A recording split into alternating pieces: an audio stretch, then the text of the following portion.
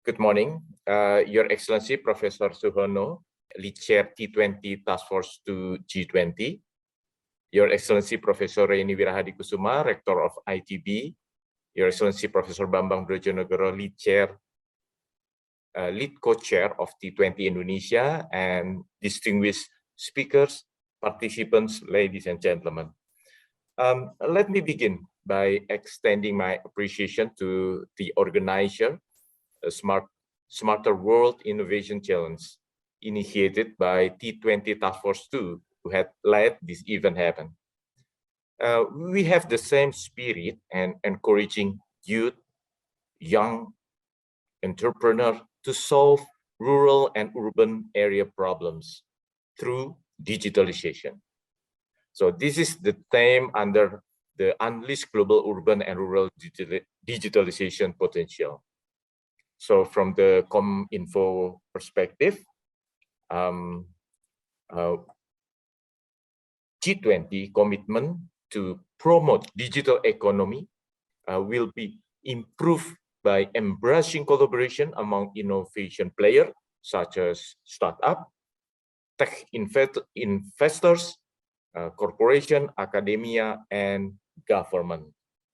So this is very important since the interest of young people in establishing startup as a part of acceleration, the use of technology, encourage the creation of new technological-based innovation. So this can be later become a problem solver in urban and rural area.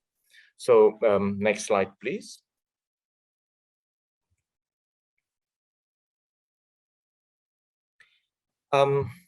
Distinguished speakers, ladies and gentlemen, we are all aware that technology could not be separated from our life, and many people cannot imagine a life without technology. As the pandemic accelerates the fourth industrial revolution, the internet has been acknowledged as the solution of our constrained mobility. We know digital technology gives significant impact to our life. Unfortunately, lack of access and adaptedness has left as one of our challenges. Especially, digital inequality has become more evident. Therefore, it is relevant that we must look after technology disparities by constructing a more resilient infrastructure in order to establish a meaningful connectivity for all and inclusive, empowering, as well as sustainable. So on this note, Government of Indonesia has been concentrating also its effort to accelerate digital transformation through implementation of Roadmap on Digital Indonesia 2021 until 2024. So this roadmap provides strategic guidance for the Indonesian government to transform into a fully connected digital nation through 4 pillars, namely digital infrastructure, digital government, digital economy, and digital society. So having said that, through the G20 presidency in 2022, the government of Indonesia seeks to promote a collaborative global recovery through our theme, Recover Together and Recover Stronger. Next slide, please. As a leading sector in digital transformation, ComInfo persistently attempts to assure that affordable internet access is available to all citizens through the deployment of 4G BTS, base transceiver station, in more than 12,500 villages throughout Indonesia. It is to complete 83,000 villages in Indonesia. So, as well as the construction and launch high throughput satellite, we call it Satria-1, and a hot backup satellite with the capacity of 2 times of 150 gigabit per second next year in 2023. This is to proliferate internet access to almost 150,000 public facility nationwide. Next slide, please. Distinguished speakers, ladies and gentlemen, to enhance people digital readiness, so Kominfo has launched to equip Indonesia with necessary digital literacy and skill. This is from the basic digital literacy to an advanced level training of digital competency. So this is very essential for policy maker. So this all effort aim to assure that all members of society could gain benefit from digital society and productively contribute to the digital economy, not only as a consumer, but also as producer, inventor, and investor.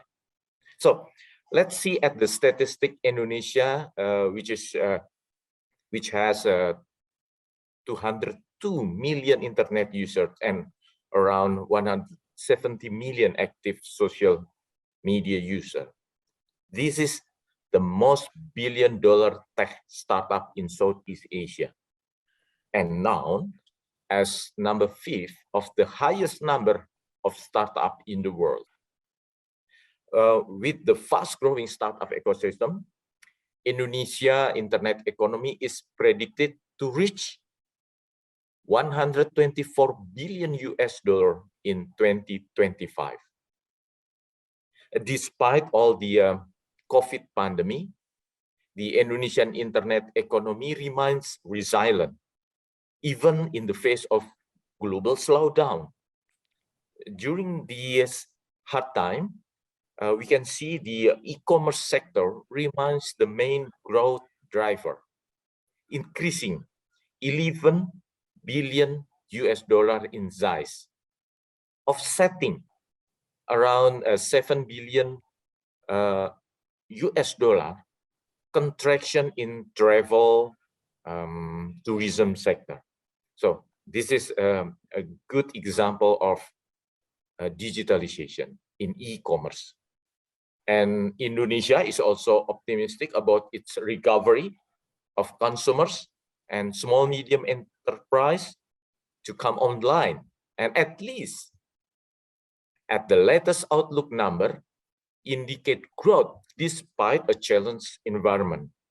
In the last 2 years, for example, the country, our country has welcomed 3 new unicorn, and one of it is Ajaib, it's an Indonesian online stock trading platform.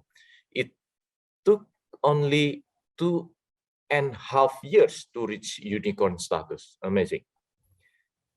Next slide, please. Ladies and gentlemen, distinguished speakers, this year, Kominfo are currently chairing the first Digital Economy Working Group, previously called as the Digital Economy Task Force. So, by adopting the theme, achieving the resilient recovery, working together for a more inclusive, empowering, and sustainable digital transformation. Our working group established 3 priority issues. First is connectivity and post-COVID-19 recovery. Second, digital skill and digital literacy. And third, data-free flow with trust and cross-border data flow. So with regard of the first digital economy working group, the first issue, connectivity and post-COVID recovery, and also the second priority, digital skill and digital literacy, Indonesia emphasized on the dimension in which digital people connectivity could be accelerated to quickly recover our condition from current pandemic. Therefore, we see the young generation play important role in this digital economy era by contributing and creating new solutions as well as businesses. This is very important because this provide opportunity toward more inclusive digital economy where no one is left behind, and also inclusive participation of vulnerable groups. Lastly, We need to prepare quality young talent to reduce the gap in urban and rural area. And the younger generation is also not only adaptive to the technological development, but also a pioneer in various digital innovation. Here, the young generation, they become problem solvers and triggers for innovation to be even more better. As I conclude, I'm very glad to collaborate with all T20 members and stakeholders to share knowledge and encourage youth participation and build partnership among innovators, at least to improve and innovate and solving G20 key priority area. I look forward to hearing valuable insight and continue to discuss and explore avenue for the next collaboration. Thank you.